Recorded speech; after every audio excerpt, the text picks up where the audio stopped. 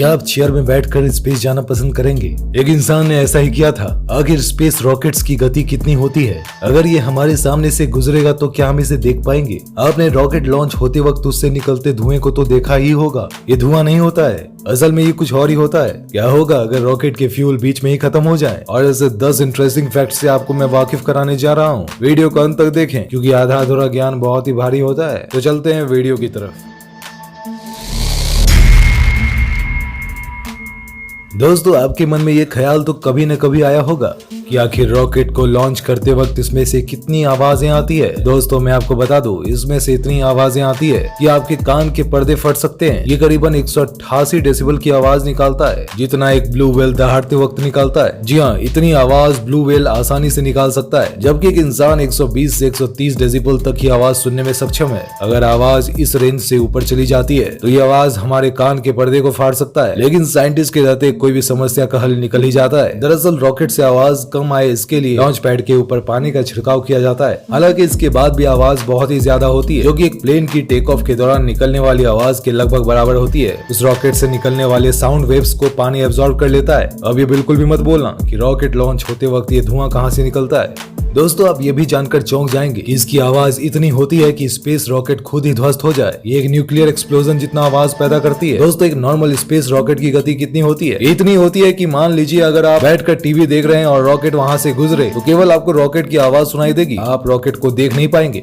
दरअसल इसकी गति लगभग 11 किलोमीटर प्रति सेकंड होती है। अरे चौंकी मत, साइंटिस्ट के द्वारा बनाए गए रॉकेट है। आप जो दिवाली में उड़ाते हैं वो नहीं है। मैं आपको बता दूं, ये स्पेस रॉकेट्स को 24,000 किलोमीटर प्रति घंटे की गति को छूने में महज 8 मिनट का वक्त लगता है। बस आप चौंकते रहिए और वीडियो का मजा लीजिए। दोस्तों, अगर मैं कहूं कि एक रॉकेट की गति बंदूक से निकलने वाली बुलेट से 8 गुना तेज हो सकती है, ये हो नहीं सकती है, ये हुई है। दरअसल अपोलो स्पेसक्राफ्ट ने इतनी जल्दी स्पेस ट्रैवल किया था कि वो बंदूक की गोली की रफ्तार को भी आसानी से पीछे छोड़ सकता था। ये गति 40,000 किलोमीटर प्रति घंटे थी। ऐसा इसीलिए हुआ था क्योंकि एक दूरी के बाद पृथ्वी का गुरुत्वाकर्षण खत्म होने लगता है, जिसके बाद रॉकेट की स्पीड कई गुना बढ़ जाती है। अब क्योंकि वहाँ रॉकेट को वायुमंडल द्वारा उत्पन्न किसी भी घर्षण का संघर्ष नहीं करना पड़ता है।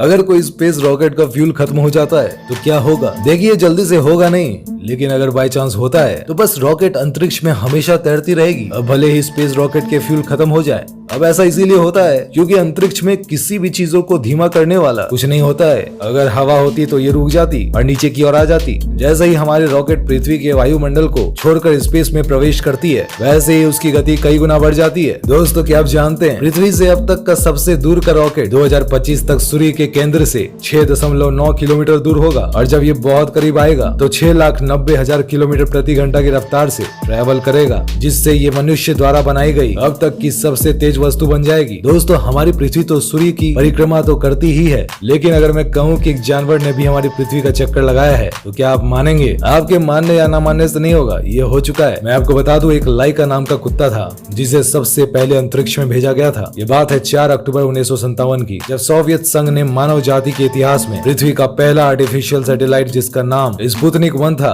उसे लॉन्च किया गया था। और 3 नवंबर 1957 को सोवियत संघ ने दूसरा सैटेलाइट भी लॉन्च किया था, जिसका नाम स्पुतनिक 2 था। लाइका को पृथ्वी के ऑर्बिट में भेजा गया था। अब आपके मन में एक सवाल तो आया ही होगा, क्या लाइका वापस आ पाया था? जी नहीं। मैं आपको बता दूं कि लॉन्च के कुछ ही दिन बाद साइंटिस्ट ने यह बता दिया था कि लाइका, जिसे पृथ्वी की कक्ष यानी ऑर्बिट में भेजा गया था, वो वहाँ पे कुछ ही घंटे बच पाया था। उसकी वहाँ पे डेथ हो चुकी थी। दोस्तों, क्या आपको पता है रॉकेट का नाम रॉकेट ही क्यों रखा गया? दरअसल रॉकेट वर्ड को इटालियन वर्ड रॉकेटा, जिसका मतलब इटालियन में बोबिन होता है, यानी एक स्पाइंडल जो धागे को लपेटने के लिए यूज में लिया जाता है। और पहला रॉकेट जो बनाया गया था इसी के आकार को देखकर बनाया गया था। दोस्तों, आपको ये सुनकर तो यकीन नहीं होगा, लेकिन आपको मैं बता दूं, जो मैं कहने वाला हूँ बिल्कुल सत्य है। दरअसल ये 1500 ईस्वी के आसपास की बात है। वन हू नाम का एक शख्स था जो कि चाइना का रहने वाला था, जिसे सितारों में जाने का जुनून सवार हो गया था। तो उसने एक ऐसा रॉकेट बनाया जिसे सुनकर आप अपनी हंसी नहीं रोक पाएंगे। उसने एक मजबूत कुर्सी, 2 पतंगे और उस समय प्राप्त किए जा सकने वाले 47 सबसे बड़े बारूद से